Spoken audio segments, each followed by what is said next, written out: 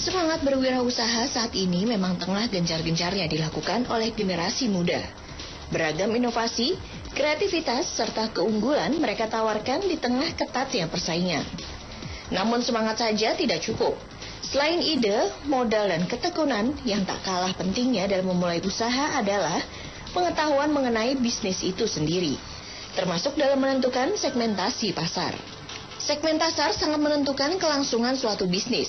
Bila segmen pasar yang dituju bisa tepat dan jumlahnya sangat banyak, maka harapan untuk meraih keuntungan maupun kembalinya modal dalam waktu singkat akan mudah terrealisasi. Salah satu segmen pasar yang cukup menarik untuk dibidik adalah segmen pasar anak muda. Tapi mengapa harus anak muda? Karena peluang pasar anak muda bisa dibilang cukup besar dan terfokus pada bisnis yang bersifat non-kebutuhan pokok. Adapun beberapa bidang usaha yang membidik pangsa pasar anak muda seperti bisnis kuliner, kedai kopi, bisnis fashion, jasa, merchandise dinilai akan eksis dan terus tumbuh. Tinggal bergantung pengelolaannya saja yang bisa membuat bisnis itu dapat bertahan atau tidak di tengah derasnya arus digitalisasi.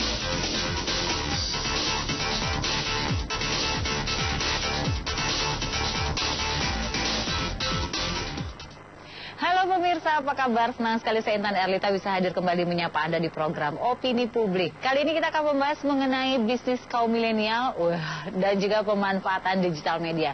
Sekarang siapa sih yang nggak tahu sosial media? Ya kan, hampir semuanya kayaknya ya, dari mulai curhat, selfie, marah, sedih, semua dunia harus tahu ya kan.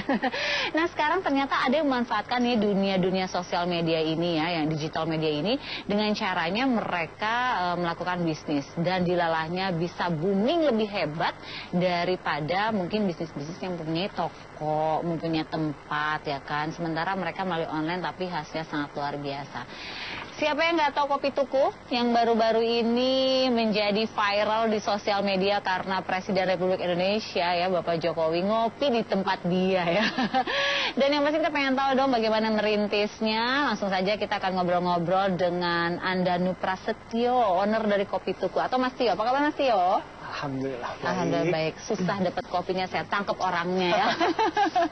Kemudian juga ada Mas Pikuku Pambudiarto Tutuko. Panjang sekali ya. Chief Executive Officer Panen Maya Group, atau kita panggilnya Mas Tuku ya. Apa kabar Mas Tuku? Baik. Baik ya. Sekarang kita ngobrol-ngobrol sama mereka berdua karena mereka berdua ini masih muda. Kalian ini masuk milenial nggak ya?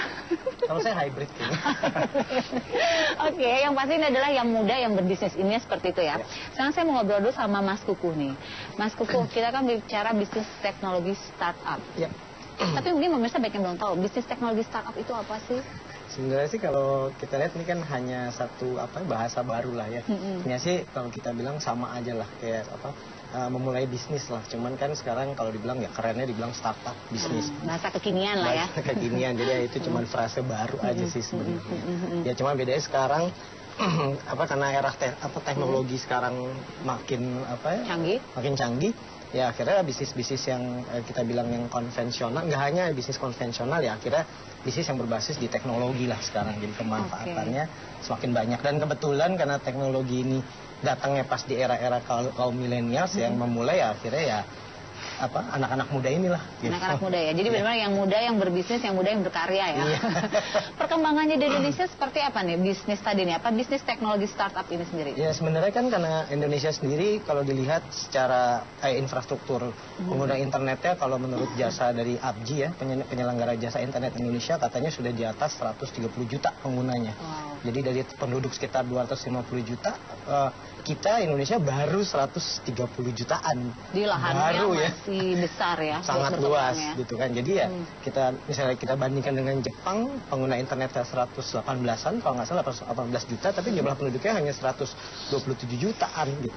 Jadi kan udah hampir mentok. Tapi kalau Indonesia masih luas. Masih luas. Jadi ya potensinya ya kita masih bisa bilang sangat luas. Ditambah tadi ya pemerintah juga infrastrukturnya semakin makin kuat gitu. Bahkan dibilang per kabupaten 2017 ini udah harus melek internet.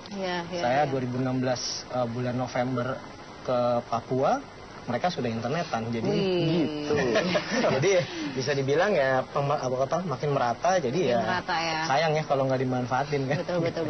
Bisnis-bisnis apa aja yang berkembang di startup ini kalau menurut Mas Kuku? Sebenarnya kalau dari industri ya hampir semua lah ya. Kayak misalnya kopi tuku sendiri kan sebenarnya bukan hal yang baru ya, kopi, tapi memang cara memanfaatkan pemasaran melalui teknologi ini yang akhirnya membuat percepatan lah gitu. Jadi kalau industrinya sih bisa apa aja sih. Bisa apa aja gitu. Ya. Ini kita berbicara sama Mas Tio nih. Mas Tio, aduh kamu tuh ya emang punya kopi happening sekali ya. Booming gitu. Semua orang kayaknya kalau nggak foto tangannya pakai kopi tuku lah. Kayaknya nggak sah kayaknya ya. Nah ini pada awal dulu Mas Tio ini backgroundnya apa sih? Apa emang seorang barista kah? Atau pencinta kopi atau apa? Kalau pilihannya barista atau pencinta kopi, mungkin aku pilihnya barista kali ya. Karena awalnya aku bahkan nggak terlalu sering minum kopi. Awalnya? Di hari aku sering minum kopi ya karena aku terjun di pekerjaan ini. Jadi sebelum aku bikin toko pun, aku sudah punya background usaha. Nah itu bisnisnya restoran, dan aku running sendiri jadi barista di restoran sendiri itu. Oh jadi emang udah ada passionnya ya sama yang berbobot kopi ya. Ya bisa dibilang sempat menemukan itulah jadinya. Ya. Terus kenapa akhirnya setelah udah punya restoran kok akhirnya udah deh diriin aja toko ini, kalau nggak salah isinya cuma kopi sama ada beberapa makanan ringan aja. Nah kenapa akhirnya kok jadi banting setir udah deh fokus di kopi dan makanan ringan aja? Sebenarnya tidak banting setir sih ya. Maksudku sendiri sifatnya lebih ke arah ekspansi.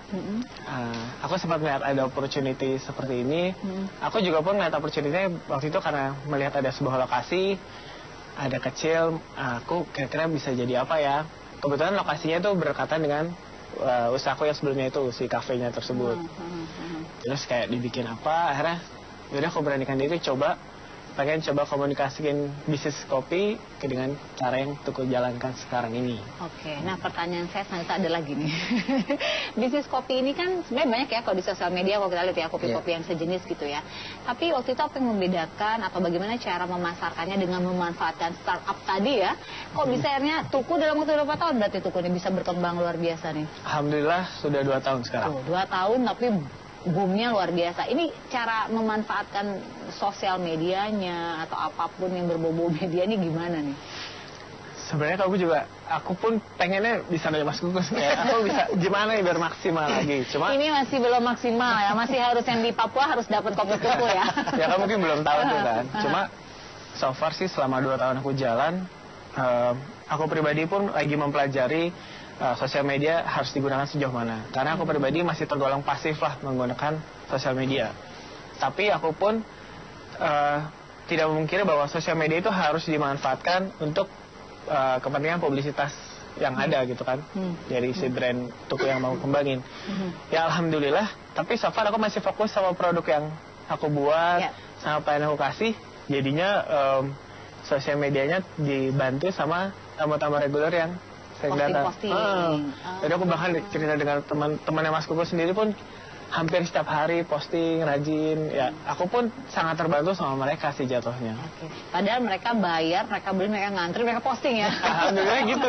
Ini jadi kayak viral, kalau orang kan dulu bilangnya dari mulut ke mulut gitu ya. Kalau ini dari satu Instagram ke Instagram lainnya gitu ya. Ini Mas Kuku sebuah tren kah atau apa nih di dunia bidang bisnis yang ada hubungannya sama sosial media? Ditahan dulu. Kita buat pemirsa penasaran nih, karena kok kayaknya sekarang ya bisnis ini kalau belum di regram ya, kalau belum di foto produknya, kayak belum sah ya. Gimana caranya biar orang-orang ini tertarik, dan apakah ini memang eranya atau ada waktunya nih seperti ini cara kita berbisnis? Jangan kemana-mana karena nanti kita akan dijawab langsung oleh Mas Kuku ya. Tetap di Opini Publik.